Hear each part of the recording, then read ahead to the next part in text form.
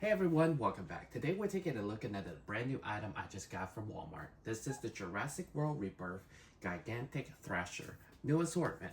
So it's the same assortment we have got the Suchomimus in earlier this year from Chaos Series. So this is the Titanotitan. Pretty interesting one. Not much very Tyrannosaur if that's what you're thinking of. It's definitely a theropod though. So it shows you.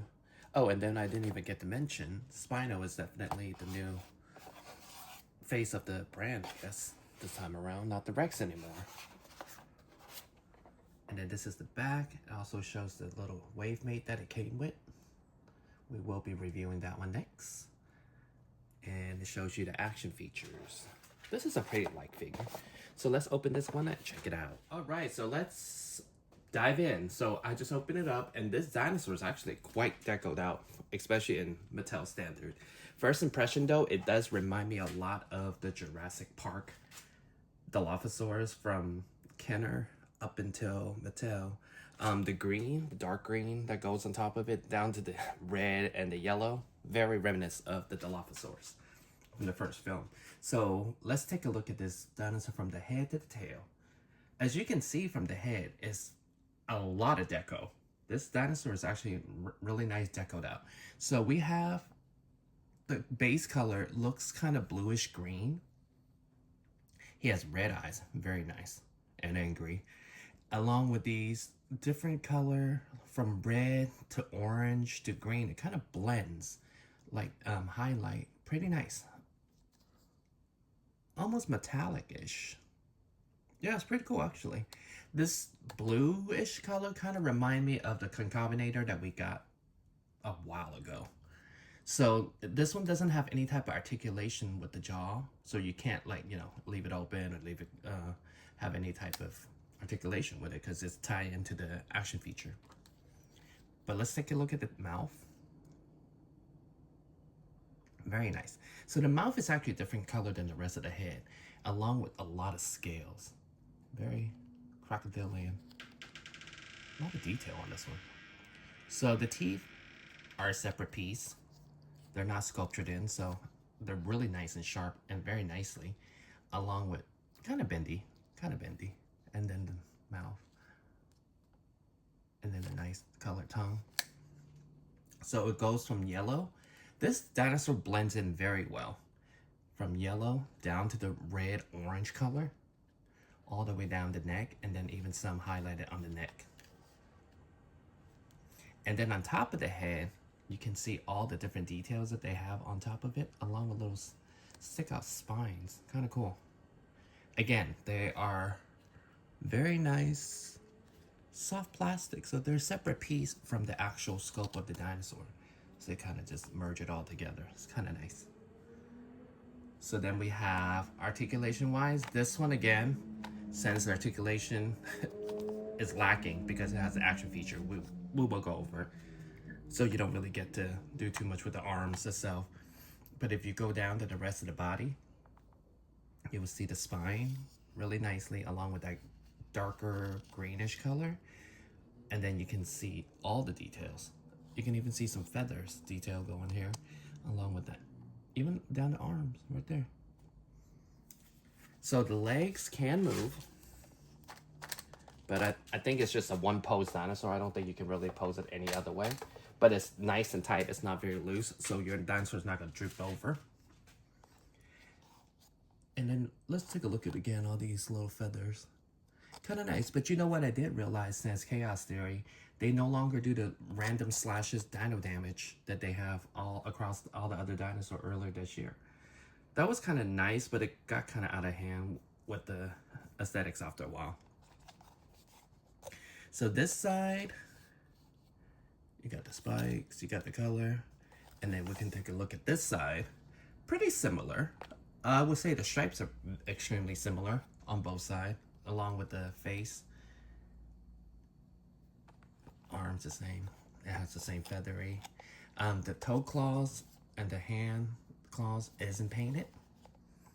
And then, like I said, this dinosaur actually has quite a lot of hair. A lot of color, because it goes all the way down to the tail. Even make it past the hip part. And another dinosaur, I feel like from Dino Tracker, have the same type of tail. And it looks more like spike spine versus feather. I don't get the feathery vibe. Kind of interesting. And then there's little scales along the way down. All right. So, like I said, he stands pretty well. His head is kind of tilted upward, though. It's kind of strange. Okay, so here we are. The tail. This part, you can move it around. I don't know for what, but I guess you can kind of do a different tail. And then I feel like I moved this guy up a little bit. There we go. So this is how the original pose was. So this year, like I said in the other videos, it's pretty much primal attack. So you're able to use the tail kind of like puppetry. So you get to move it up and down. If you move it down, it opens its mouth. Move it up, it also snaps. So you kind of do this. So they added a new feature. Now there's 2 features per dinosaur in this assortment. So like I said before, these arms can't really do much. That's because when you move, let me see, move it left and right, it kind of moves its arms too. So it's kind of cool. They actually merged 2 action features into one versus the one they only had one before with like a snapping feature. So this is kind of cool. I enjoy it. It's kind of fun. So let's compare the size-wise. Oh, actually, let's compare it with the Jurassic Park colored Dilophosaurus. As you can see what I was saying earlier, the color is extremely similar. Extremely similar, even down to the neck, like I was saying with the Dilophosaur frill. Cool, right? Little callback to a Dilophosaurus. And this guy is pretty hard to find these days. Size-wise, I got comparable, the demon. Pretty good one. As you can see, it's around that size. It's the same size. I want to say it's a Suchomimus, but I can't get to it currently. So I just want to show you different dinosaurs around the same size. And we also have Scorpius Rex, this new one we got this year. Pretty fun. So it's around the same size, so you can get a sense of it with a human figure, maybe. There he is. Yeah. So it's a nice size theropod. I don't believe it's in the film. Possibly it could be, but it's pretty cool. But when I first read the name off of a list, I thought it was going to be another type of Tyrannosaur, but it has 3 claws, so it's not much Tyrannosaurus. And then we can actually even put it next to the Hamid Allosaurus. Such a great figure. Wow, he kind of dwarfs it. Yeah. Hold on, I got one more. But this is pretty much the same size, I guess. Oh, but as I point out in a lot of my videos, look at how much growth Mattel has. Look how big the dinosaur feet before to now. You know, they do listen to collectors as far as, you know, consumers that to scale down this stuff. So that's pretty nice. There we go. So just about the same size. So this assortment currently now is around $24.99. It hasn't went up or anything. It is available June 1st at all major retailers. It came out a little bit earlier at Walmart. So I will include the link at the bottom of the description so you can get yours too.